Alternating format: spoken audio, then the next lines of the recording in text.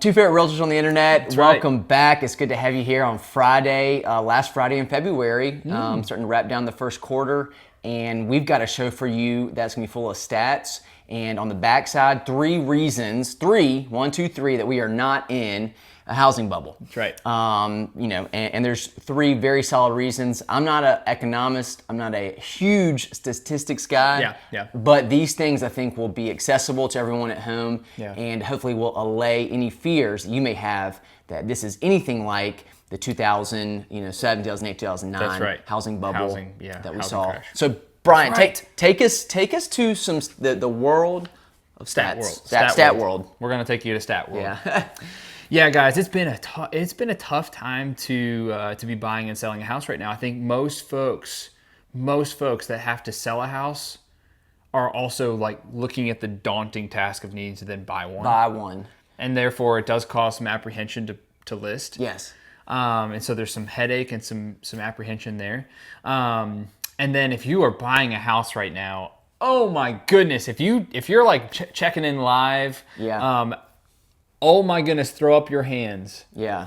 If you have Hands up. hands are way up. I see hands. If you've had a hard time in the buying world right now, if it's been either stressful, it's been hard to find the inventory, Yes. or if you found the inventory, you had somebody present sight unseen this week. That's right. Yeah, what does that mean? Basically it means like you have to leverage any connection you have to potentially get into a home, because if you have to throw yourself in with the rest of the competition, Yeah. it will be increasingly impossible. Yeah, I mean, that's right. I'm afraid to even put it like that, That's right. but it's just what you're up against. Yeah. It just makes the Yeah. statistically, it Your makes percentages go it go down. way down Yeah. of you getting a chance to go under contract. That's right. So a lot of our folks are starting to dabble in the sight unseen world. Yeah. What that means is you haven't been allowed to see the house. You haven't been able to see it in person. Maybe you've seen photos, you've seen video, but you're needing to now dabble in the sight unseen world. I'm going to bring some stats that kind of bring some clarity as to why that might be what our clients are now needing to revert to. Yeah. And trust me, I'm the last person in the world who wants to see a client of mine go through that. Like, I'm the last person. Oh, it's an emotional drain. Yeah, and to think that you are going to make a home buying decision, the most expensive decision that you have to make, based on never seeing the place. Yeah. That is very, very stressful. Very. So, but a lot of our folks are able to do it, and they're able to do it successfully. I've got amazing success stories with people buying sight unseen, Yes. going under contract, and to this day I will call them, and tears will well up in their eyes how grateful they are. Yeah. So it happens, but that is some murky water to step our clients through. Yes. So, in fact, Sarah just tapped in. Sarah, you and Dan just did this. So they've Got people watching who are in this. who are literally in this moment of time. Yeah. Where seeing a house and having never seen it in person, never being there, it is a stressful time. It is a scary time. We help our clients do that as best we can. But I got some stats here, and this will bring a lot of clarity, I think, to why on earth we're dealing with what we're dealing with. Showings in January of 2021 over 2020, down 28%. Okay, why is that? I've got my theories. Yeah, let's hear him. You don't have the homes to actually go see, Yeah, first of all. that makes sense. Inventory is way down. I'll get to that stat in a second. But good luck seeing it if it comes available. Yeah, Right? right. You just had to text an agent the other day, get me in. Yeah, if there's a cancellation, because it was booked solid between Solid. when it went active and then the deadline for highest and best on Sunday at 5. That's right. So guys, with COVID restrictions, no doubled up showings.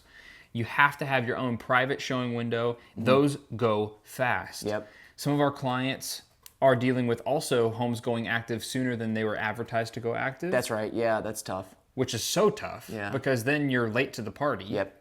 Everyone's already booked out their showings. We come to the party when we were supposed to come to the party, and it's already booked out. Yeah. So that's really hard to be told by someone, to be told by your agent even. I hate texting my clients being like, there are literally no available slots for us to see this house Very that frustrating. you really, really want. Oh, it's very frustrating. Oh my gosh, that is so hard. Yeah. So I know you want it, but you can't have it. I know you want it, you can't see it. Yeah. That's really, really hard. So showings are way down, and I think that has a big part to play. Month-end inventory, this is the big one. Down 62%. Yeah, 62%. It's truly comical. It is comical. It makes me want to laugh and then cry. Yeah, both. Both of those things. And so it's a really hard time to be a buyer. Inventory year over year. January from this year, January of last year, way down, way down. If I look at the resale stats here real fast, we do have some encouraging numbers. For instance, like days on market, it went from, I think it's 66 to 40. It went from 63 to 44 days. Yeah. So things are selling faster. That's just across the board. That's across the board. Which, as we know, homes are under probably 350, 375 that are in good condition. Way faster. Yeah, maybe way 1, 2, faster. 3 days. That's exactly right. It's insane. Listen to this stat. Resale listings with no price drop. In other words, they haven't had to make a price drop in the first 16 days. So if I'm to track the homes that have sold in a 16-day period on market without a price drop, which means they were priced right. They're either priced right or they're priced low. Yeah. Those have sold on average at 101% of the original list price. Wow. That means if you are coming to us asking us the question, hey, Sandy, where should this home sell? Will it sell over asking price? And we're the first day on market, the assumption should always be yes. So there's a lot of hard things that I'm talking about here, a lot of things that are painful to deal with. Sandy's going to dish he's going to hit his 3 points, and he's going to prove and show that what we're in the midst of is not something that is raging and inflating falsely to then be popped. Right, no. Hence the term bubble. Yep. It's not that. Nope. And in fact, we're imploring our clients, we're begging our clients, get in while interest rates are still historically low. Yeah. They are on the rise. That's correct. This week. Yeah, they've jumped, I think, around 3.2 right now. That's right. And so we're not under the 3, that 3.0 threshold anymore. As of like a week ago. So like over a week's time. The volatility is high right now. Yep. So that's why, yeah. Yeah. But okay, We won't even get into that. So let's jump right in. Go ahead and strap up. Give me 2 minutes and we're going to hang tight. 3 reasons why we are not in a housing bubble, like a lot of people presume, because of just the ridiculous price, the way the prices are appreciating and it's over asking in a couple of days. That's right. We're not in the same that we were, in 08. In 08. That's correct. Why? First reason is this. This time, the housing supply is extremely limited. Supply and demand within the real estate market is measured in the month supply or inventory. Yep. Brian, you know this. Yep. The neutral is 6 months inventory. That's right. So if it's above that, it's a buyer's market. Below that, it's sellers. Yep. Between 2006 and 2008, the month supply increased from 5 months to 11 months, with an average being 7 months. So that would be a buyer's market. But you know what? The house values continued to rise during that time. So we had, it was buyer's market with also the prices going up. That's right. Right now, what do we see? The housing supply has been under 5 months for the past 3 years, with a 1.9 average the past 3. Yeah. Past 3 months, that is. I know So we are historically low. So let me say it again. The housing supply is extremely limited, unlike there was a ballooning. We had a buyer's market, which means there were more inventory back in 2008. That's right. That's point number 1. Was that clear? That's so clear. Okay, point number 2, this time the housing demand is real. Let me say it again. This time the housing demand is real. Why do we say that? Well, back then we had what the economists, and psychologists, or that's actually not a word, there was this term called irrational exuberance, which was unfounded market optimism. And so what that boiled down to is people were excited, thought they not based on economic factors, but on their own, psychological factors. They thought housing prices were going to rise, willing to pay. Yeah. And so that was kind of this irrational exuberance. Yeah. Also, you could get mortgage money was available literally to anyone. There was not the laws and regulations that we have now. Yeah.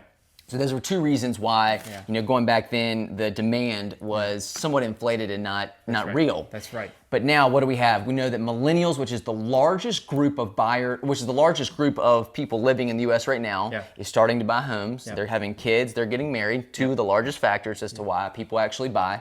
And so they need to, but they're buying. They need homes. They need homes. Yeah. Also, we are in a health crisis, obviously, hopefully, I think coming out of that. Yeah. But still, people are redefining what it means to own a home and what they're looking And to for. be home. To be home Yeah. and what it means to and then you just said it. So there's desire to own based on the fact that we're all hearing that the interest rates are historically low. Yeah. Last, and then let me just get out of your way. This time, households have plenty of equity. We said we've gotten that before. Yep. In 2005 to 2007, there were a ton of cash out refis, leaving little to no equity That's when right. That's the right. price, the value started to drop. That's right. But where are we right now? Right now, cash refis are less than a third of what they were during those pre-boom or pre-crash back in 2008 times. Get this, and this is my last stat I'm gonna throw at you. 56.7 of all households right now in the whole U.S. have at least 50% equity in their home. That's insane. So here's the bottom That is line. insane. Everyone track with me on the bottom line. Travis Jones, thanks for coming. Hat action in place. Here's the bottom line. Supply is low. Demand is, rightfully motivated Yep. or rightly motivated. Yep. And It's even real. it's real. Yep. And even with a price drop, of, let's just say things cool off. Here's the Yeah. deal. There's enough equity to weather even a little bit of drop in the market. That's right. So therefore, we are nowhere near the conditions or any of the factors based on what we saw in 2006 to 2008 or 9, 10. So here's the deal. We're not in one. It's Drop a great that mic. time. Yeah, it's a great time to buy with interest rates rising. That's exactly right. And we've just blown minds with these hats, and then we brought stats and 3 reasons why we're not in a bubble. And so we're gonna wrap exactly down right. just because I just talked way too much and too fast. There's just the right amount. So guys, it's the right time. Things are going to continue to rise. That's right. I think we have that coming at us, and we've got a serious demand problem. It's real. It's real. It is a very real thing. So guys, thanks for joining us this week. As always. Your 2 favorite realtors on the internet. 2, Sandy Roberts along with Bryant Lovett. Guys, join us next week. Hope you have a great weekend. Thanks.